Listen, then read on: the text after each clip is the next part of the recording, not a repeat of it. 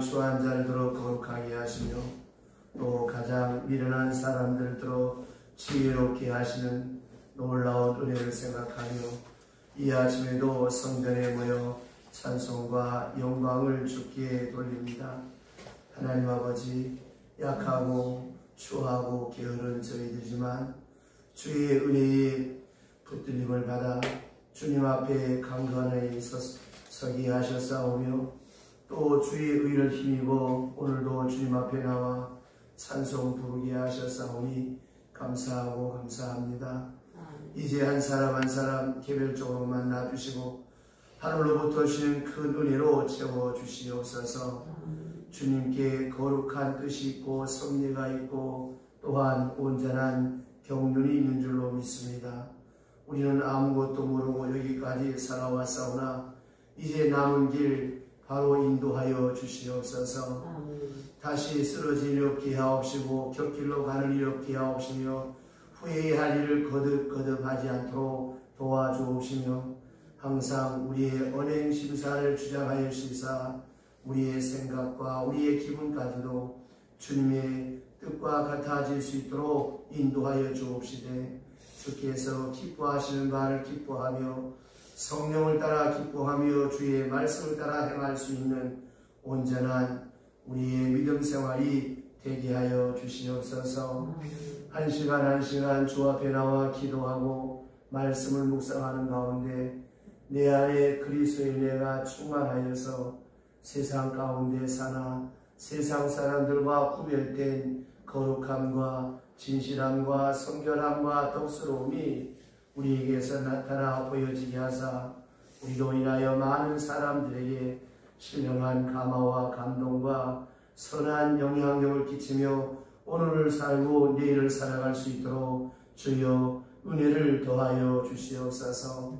그리하여서 한 걸음 한 걸음 세상을 향해 나갈 때마다 우리의 걸음걸이가 복되게 하옵시며 예수 그리스도가 나의 구주라고 하는 사실을 우리의 생활 현장에서 우리 일터에서 우리가 만나 대화하는 사람들과의 관계 속에서 나타나지고 보여지는 복음의 증인들이 되게 하여 주시옵소서.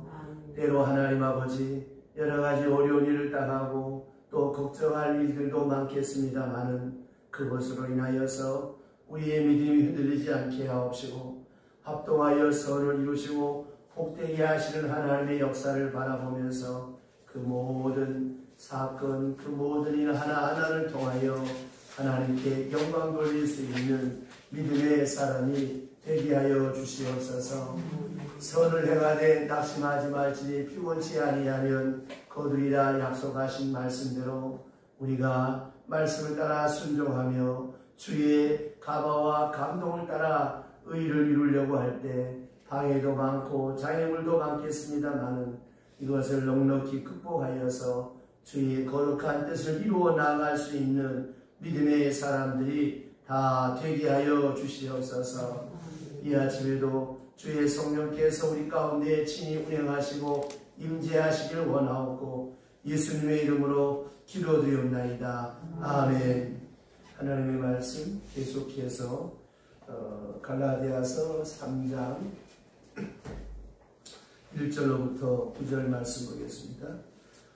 갈라디아서 3장 1절로부터 9절 지난 시간 이어서 계속해서 갈라디아서 제3장 1절로부터 9절 말씀 봅니다. 어리석도다 갈라디아 사람들아 예수 그리스도께서 십자가에 못 박히신 것이 너희 눈앞에 밝히 보이거늘 누가 너희를 빼느냐 내가 너희에게서 다만 이것을 알려 하노니 너희가 성령 받은 것이 율법 행위려냐 곧 믿음으로냐 이같이 어리석냐 성령으로 시작하였다가 이제 육체로 마치겠느냐 너희가 이같이 많은 괴로움을 헛되이 받았느냐 과연 어떠냐 너희에게 성령을 주시고 가운데 능력을 행하신 율법의 행위에서냐 혹은 듣고 믿음에서냐 아브라함이 하나님을 믿음에 그에게 의로 정하셨다 함과 같으니라 그런즉 믿음으로 말미암은 자들은 아브라함의 자손인 줄 알지어다. 또 하나님이 이방을 믿음으로 말미암아 의로 정하실 것을 성경이 미리 알고 먼저 아브라함에게 복음을 전하되 모든 이방인이 너로 말미암아 복을 받으리라 하였느니라. 그러므로 믿음으로 말미암은 자는 믿음 있는 아브라함과 함께 복을 받느니라. 아멘. 지난 시간에 이어서 오늘도 이 아브라함의 의에 대한 말씀을 보고 있습니다. 저번 시간에 말씀드렸던 것처럼 이 감격이라고 하는 것은 사실상 이 지속성이 없다라고 하는 걸 우리가 경험하고 삽니다.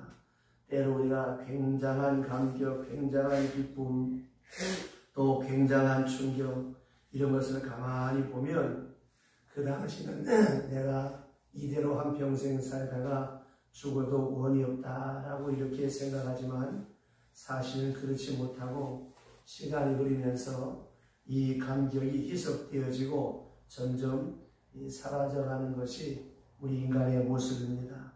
그래서 사람의 감성이라고 하는 것은 맨 처음 작용합니다. 느낌이 먼저요, 그 다음은 지식이요, 그 다음은 의미입니다. 이렇게 작용을 합니다. 그래서 지난 시간에 그 부모님이 아무리 좋은 신랑감을, 좋은 아내를 자녀들에게 중매라고 소개해도 그게 받아들여지지 않는 것은 먼저 이 아이들 말로 필이 꽂히지 않으면 이게 안 되는 것이 바로 이와 같은 이치입니다.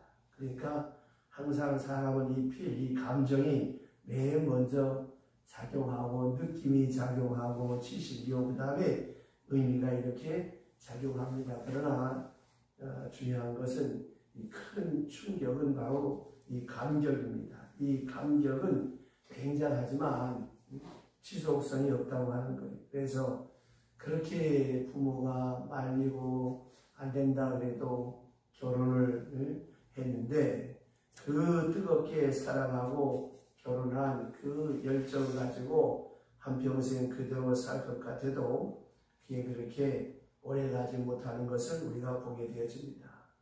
이 신앙의 감격도 그렇고 종교적 체험도 그렇습니다. 그런 분들이 많지요. 가끔 보면 기도에서 변이 나왔습니다. 분명히 이것은 하나님께서 치유해 주셨어요. 그래서 간증도 하고 하나님 감사합니다. 노래하고 찬양합니다. 그때 그 순간의 감격을 생각하면 내가 한평생 교회를 위해서 주님을 위해서 살겠다. 그렇게 살아도 나는 원망 불평이 없겠다. 내가 뭐 돈을 좀 못 벌어도 괜찮고 가난해도 좋고 많은 사람에게 인정받지 못해도 좋다. 그런 마음으로 꽉 찼습니다. 그때 당시 마음 같으면. 그런데 병원에서 나와가지고 이렇게 지나다 보면 얼마를 지나면 어떤 생각이 드는가 하면 그때 내가 기도해서 나은 게 아니고 이게 나을 때가 됐으니까 나은 것이지. 이렇게 사람의 생각이 변절되어지는 이 감사한 게 바로 우리 인간의 마음입니다. 그러니까 보세요. 이러한 감격을 우리가 지속하려면 그대로 그 기쁨과 그 은혜 속에 살아가려면 계속적으로 받는 은혜가 있어야 합니다. 그래서 첫 번째 받은 은혜를 감성적 은혜라고 한다면 그 다음에 이 지속해야 된다라고 하는 것, 다시 말하면 이 지성적 은혜가 있어야 됩니다. 이 깨달음이 있어야 되고 계속 깨달아야 되겠죠. 그래서 이것이 지식화되고 철학적 용어를 빌리면 컨셉츄얼라이저가 되어져야 되는데 이것이 개념으로 바뀌어지고 철학화되어지고 생각으로 정리가 되어져야 됩니다. 그럴 때에 이 체험과 이 감격이 지속될 수 있는 거예요. 그런데 이것이 이렇게 되어지지 아니하면 그 감격이 그냥 거품처럼 한류의 모래처럼 다 없어져 버리고 마는 것입니다. 다시 말하면 이 깨달음이 지속되고 안다고 하는 이 지적 은혜가 이 수반이 되어져야 되는데 그렇지 못하게 되어지면 그냥 그 감격은 한순간에 지나버리고 맙니다. 그리고 또 하나가 무엇인가 하면 자 이렇게 감격하고 깨달은 이것만 갖고 안 되는 것이 뭐냐면 이제 여기에 실천이 따라가야 되는 거예요. 자, 사랑에 감격하고 사랑을 느끼고 사랑을 깨달았다. 이것만 가지고 안 되잖아. 이제 사랑을 해야지. 행동으로 옮길 때 그 감격, 그 지식, 그 느낌이 내게 확실해지는 것입니다. 이래서 행동이라고 하는 것이 수반되어져야 되는 거예요. 그리고 이것이 의지화되고 실천적으로 옮겨질 때 오래 그 감격 속에 그 사랑도 그렇습니다. 여러분 아시는 대로 그저 사랑을 느끼기만 해갖고는 안 되는 거예요. 또 그것을 뒷받칠 만한 합리적으로 생각할 수 있어야 되고 그 다음에 중요한 것이 이 사랑을 실천해야 되는 것입니다. 뭔가 실천하는 행동이 따라가지 아니하면 그야말로 이 머릿속에서 왔다 갔다 그냥 형이상학적으로 끝나고 이 짝사랑으로 끝나고 꿈으로 환상으로 사라지고 마는 것입니다. 그러니까 이 행동이라고 하는 것이 아주 중요한 거예요. 우리가 은혜 받고 깨닫고 감격했을 때 이것이 의지화될 때 거기에 확실한 믿음의 뿌리를 맺게 된다는 것입니다. 그러니까 느끼기만 했던 것은 어떻습니까? 시간이 지나면 사건과 함께 사라지고 또 깨달았던 것은 조금 멀리 가다 보면 또 의심이 생겨서 없어지고 자 그러므로 이 그리스도의 고난에 동참하고 거룩한 역사에 내 몸을 던질 때 거기서 계속적인 믿음의 확증을 얻어갈 수 있어요. 자, 정말로 여러분이 사랑을 하고 있습니다. 그러면 그 사랑을 행동으로 옮기고 특별히 아주 불쌍한 사람을 위해서 한번 몸을 던져보세요. 정말 사랑해보세요.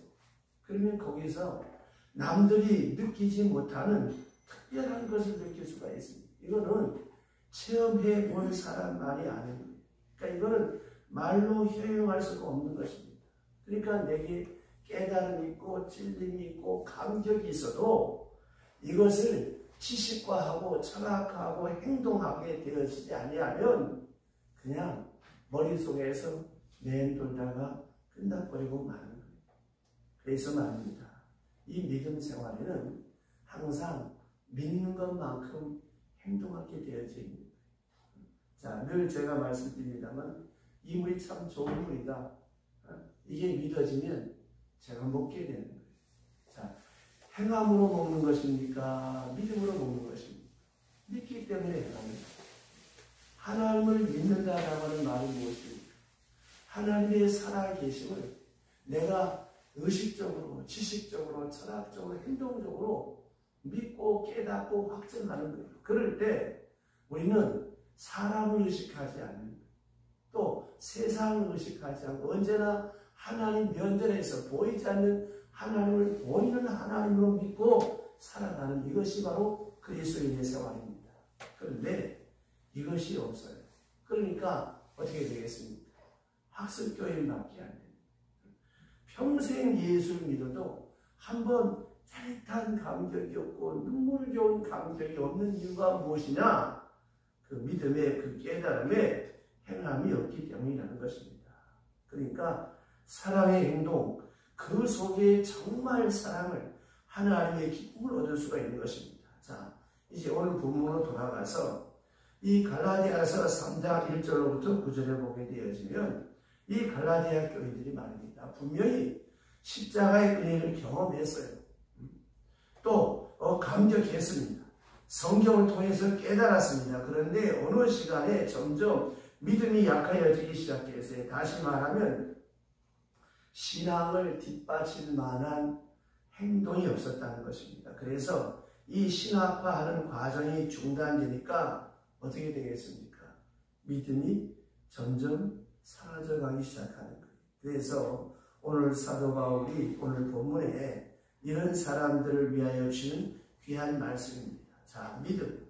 그 생활 속에서 완전히 체계화하지 못했기 때문에 현실 생활 속에서 그 믿음이 갈등을 일으키게 되는 거예요. 그래서 선행을 해야 되겠다, 봉사를 해야 되겠다, 그리스도를 위해서 내가 수고해야 되겠다라고 하다 보니까 어느 사이 자기도 모르게 어느 순간에 율법주의자가 되어버리고 말았어요. 뭔가를 내가 행해야 구원을 받는다. 뭔가 착한 일을 해야 복을 받는다. 이렇게 율법주의자가 되었단 말입니다. 믿음으로 구원을 얻었는데 이제 와서 행함으로 구원 얻는 것이 되었어요. 자, 속에 있는 믿음은 아무도 평가할 수가 없겠지요. 그럼에도 불구하고 그 사람의 선행에 따라서 믿음을 평가하기 시작했다는 거예요. 그러니까 조금 선행을 했다고 해서 교만해지기도 하고, 자, 선행을 해야 되겠는데 이거 하자니 참 거부스럽고 부담스럽고 여러 가지 불편한 게 많아. 이게 뜻대로 안 되집니다.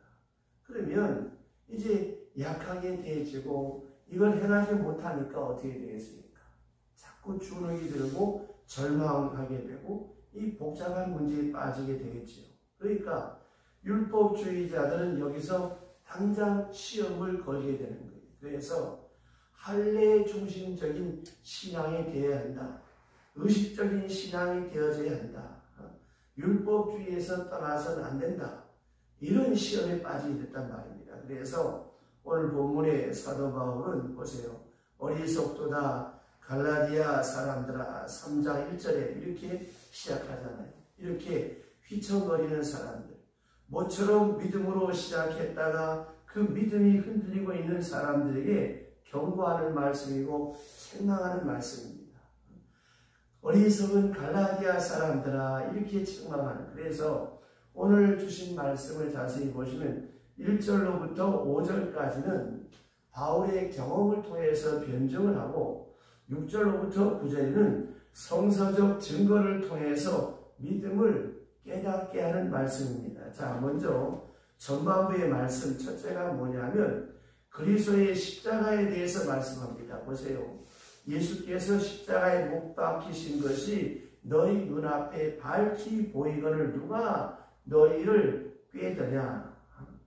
우리들이 흔히 쓰는 말로 말하는 꽃이드냐. 또 좋은 말로 말하면 누가 너희를 미혹해 하느냐 유혹해 하느냐 그런 말입니다. 여기 이 뺀다는 이 말의 뜻이 헬라 원문의 뜻은 무엇인가 하면 마술을 건다라고 하는 말이 이 뺀다라고 하는 말입니다.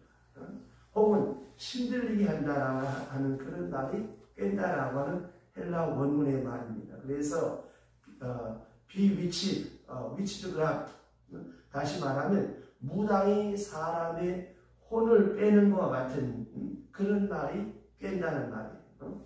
누가 너희를 보고 그렇게 혼을 빼놓았느냐라고 하는 그런 말입니다.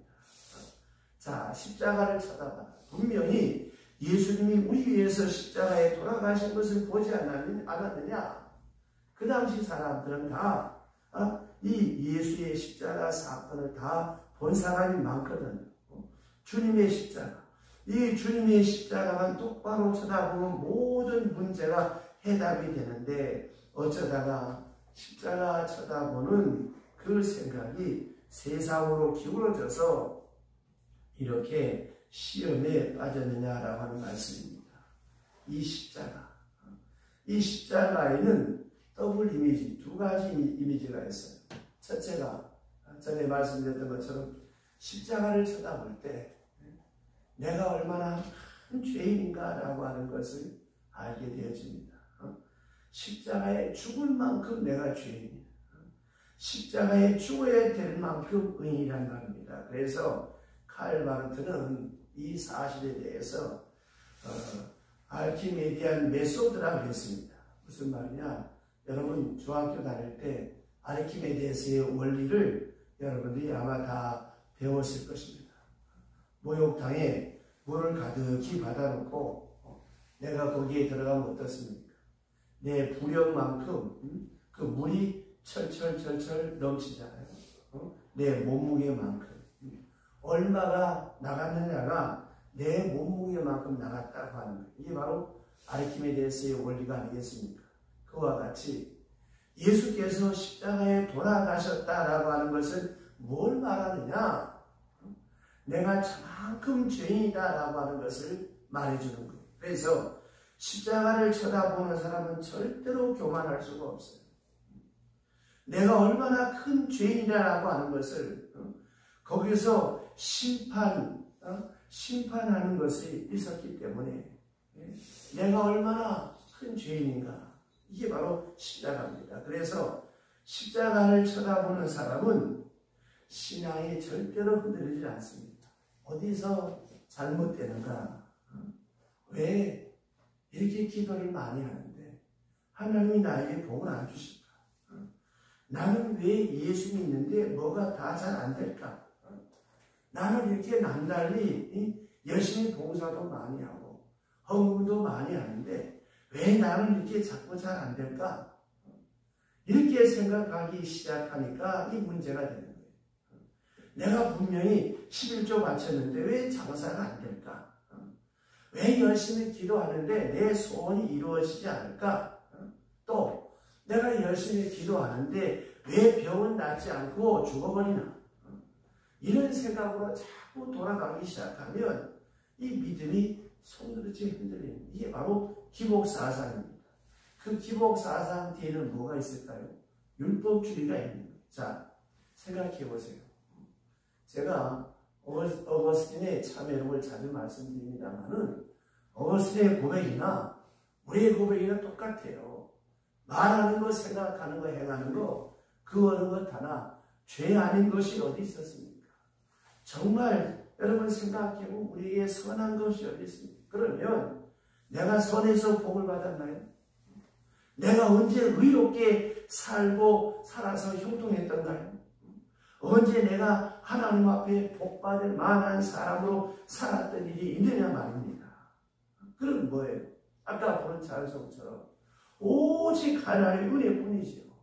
그러니까 십자가를 쳐다보고 나면 그만이 나의 의요, 내가 잘했거니 못했거니 선하다니 뭐 이런 건 아무 소용이 없는 거예요. 십자가를 쳐다보는 순간 그런 유혹에 흔들릴 필요가 없는 것입니다. 이게 바로 십자가입니다. 또 하나의 이미지가 무엇인가 하면 그만큼 사랑하는 거예요. 십자가의 죄값을 지불할 만큼 하나님이 나를 사랑한 것입니다. 그러니까 내가 하나님 앞에 얼마나 소중한 존재라고 하는 사실을 믿어야 하는 거예요. 자, 여러분이 어떤 물건을 살 때, 자, 내가 돈 30만 원 주고 옷을 사가지고 오면 어떻습니까? 30만 원어치 값을 지불한 거 아니에요? 그거 30만 원, 그 작은 거 아닙니다. 그 다음에 또 아주 희귀한 좋은 어떤 물건을 내가 비싼 돈을 주고 사왔을 때 어떻습니까? 그만큼의 내 값과 수고와 시간과 물질이 거기에 다 희생된 거 아니에요? 아이들 보세요. 어떤 유명 브랜드의 신발이 희귀품으로 몇 개 한정판 판다. 딱 뜨면 아주 저녁부터 그 가게 앞에 줄 서서 막 자리 깔고 쭉 있는 거 보지 않습니까? 그건 뭘 말하는 거예요? 그만큼 내가 그 물건이 귀하기 때문에 거기에 내가 투자하고 희생하는 거예요. 그걸 가지고 올 만한 가치가 있으니까 내가 밤잠을 안 자고 길바닥에 자면서 그 신발 하나 사려고 줄 서는 아이들 보지 않습니까? 그와 같이 예수께서 십자가에 죽으셨다고 하는 것은 뭘 의미하느냐? 나를 위하여 그만한 값을 지불했다는 거예요. 나라고 하는 존재가 십자가만큼 큰 값을 가지고 있다고 하는 걸 잊지 말아야 합니다. 그러므로 예수 믿는 사람들은 절대로 절망하면 안 되는 거예요. 절망해서 안 되고 한숨 쉬어도 안 되고 죽고 싶다고 해도 안 되는 게 예수 믿는 사람입니다. 왜? 그만큼 예수께서 내가 소중하게, 하나님께서 나 같은 죄인 내가 생각해봐도 뭐 죽어도 마땅하다 할지 몰라도 하나님은 한 영혼이 천하보다도 귀하기에, 내가 그렇게 귀하기에 내가 소중하기에 예수께서 나를 위하여 죽으셨어요. 얼마나 소중합니까? 자기 자신이 소중해야 돼. 거기다 집중적으로 십자가 중심의 가치관을 가지고 있으면 흔들리지 않는 것입니다. 뭘 잘 되니 못 되니 미워하느니 사랑하니 뭐 인정을 받든 말든 이쁘든 안 이쁘든 그게 중요한 게 아니에요. 누가 뭐라고 하든 말든 주님은 나를 사랑하는 거예요. 십자가에 죽으신 만큼 나를 사랑하신다. 그 죽으심을 통해서 내게 향한 하나님의 사랑을 확증해 주셨다고 하는 것입니다. 이걸 믿고 이걸 확증할 때 우리가 어떤 일을 만나도 흔들리지 않는 거예요. 문제는 이걸 안 믿으니까 문제가 되는 것입니다. 이 십자가 중심의 이 신앙이 되어져야 하는 것입니다. 자, 내일 아침에 또 봅시다. 기도하겠습니다. 하나님 아버지, 우리가 찬송 부를 때, 말씀 받을 때 얼마나 감격하고 또 기도해서 응답받았을 때 얼마나 하나님 앞에 감사하고 찬송합니까? 그런데 이 감격과 이 기쁨이 오래가면 참 좋을 터인데 이것이 시간이 지나면서부터 저절로 됐겠지. 되려니까 된 거겠지. 이렇게 우리의 믿음이 흔들릴 때가 많습니다. 하나님 아버지, 다시 한번 우리가 갈라디아서를 공부하는 가운데 우리의 믿음이 십자가 중심의 확고부동한 믿음이 되어서 어떤 환경, 어떤 여건 속에서라도 우리의 신앙이 흔들리지 않게 하여 주시옵소서. 이 아침에도 하나님 아버지 마음을 담고 정성을 담고 손을 담아 무명으로 감사함을 공헌합니다. 귀한 예물의 오른손 얹어 다름이 없도록 하늘의 복과 땅의 복을 주시옵소서. 오늘도 말씀과 함께하기 시작합니다. 이날이 복된 날 되게 하시고 하나님의 거룩한 영광이 나타나는 아름다운 날 되게 하여 주시옵소서. 예수님의 이름으로 축복하며 기도드리옵나이다.